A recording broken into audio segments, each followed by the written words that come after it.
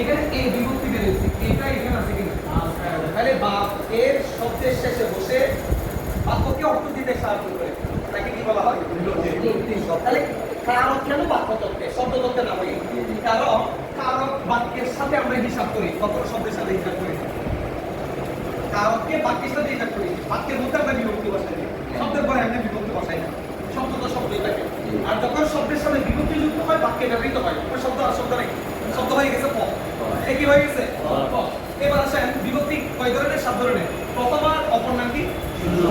বিভক্তি না থাকলে আমি কোন বিভক্তি করে নিব? যেমন মাস শব্দের সাথে কোন বিভক্তি আছে? নাই। দ্বিতীয় বিভক্তি কি কি? কে রে। দেখেন তৃতীয় বিভক্তি কি? দ্বারা। দ্বারা দিয়ে কর্তৃক। কে রে জন্য তরে। দুইটা কে রে আছে, আমি একটু করে লিখতেছি, আপনাকে দেখেন তো। রূপাকে কাপড়। আরেকটা শব্দ লিখতেছি, ভিক্ষুককে কি দাও? ভিক্ষা দাও। আচ্ছা এখানে দুইটা মূল শব্দ লিখেছি। আচ্ছা রূপাকে এখানে মূল শব্দ কি? রূপা। যুক্ত হয়েছে কি? কে। এখানে মূল শব্দ কি?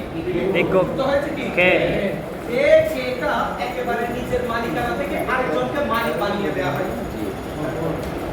আমি 2 টাকার মালিক এবং বর্তমান সিঁড়ি দিয়ে ওঠার সময় একটা ভিক্ষুককে দেখেছি, ওনাকে আমি টাকাটা দিয়ে দিয়েছি, এখন এই টাকাটার মালিক কি আমি নাকি ভিক্ষুক? এরকম কাউকে কোনো কিছু একেবারে দিয়ে দিলে সেক্ষেত্রে যে কেটা বসে এটাই একমাত্র চতুর্থীতে যাবে, বাংলা সাহিত্যের বাকি সব কেদের দিকে হয়ে যাবে। এবার আপনি বলেন তো, এই রোহিঙ্গাকে ত্রাণ দাও, এখানে কেটা কি চতুর্থী নাকি দ্বিতীয়? চতুর্থী। আর কখনো নিবে না। গুরুকে মুক্তি দাও, মন থেকে দিয়ে দিচ্ছেন, একেবারে দিয়ে দিচ্ছেন, তাহলে চতুর্থী। সৎ পাত্রকে কন্যা দাও, একেবারে দিয়ে দিচ্ছেন, তাহলে চতুর্থী। আর বাকি যে কেদে আছে সবগুলা হচ্ছে কি? দ্বিতীয়। কথা কি মনে রাখবে? ঠিক আছে। রূপাকে কাপড় দিলাম, কখনো ফেরত দিবেন না, নিব। তাহলে এটা তো কি? এটা একেবারে মালিকানা ত্যাগ করা হয়।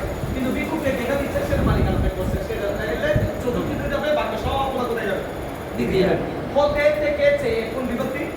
পঞ্চমী। র এর কোন বিভক্তি? ষষ্ঠী। এগুলাকে সম্বন্ধ বলা হয়। সম্বন্ধ। সম্বন্ধ মানে কি? মুজাব মুজাবে নেই। এই আপনি দেখেন তো, দেখলাম এখানে আমি একটা শব্দ লিখেছি,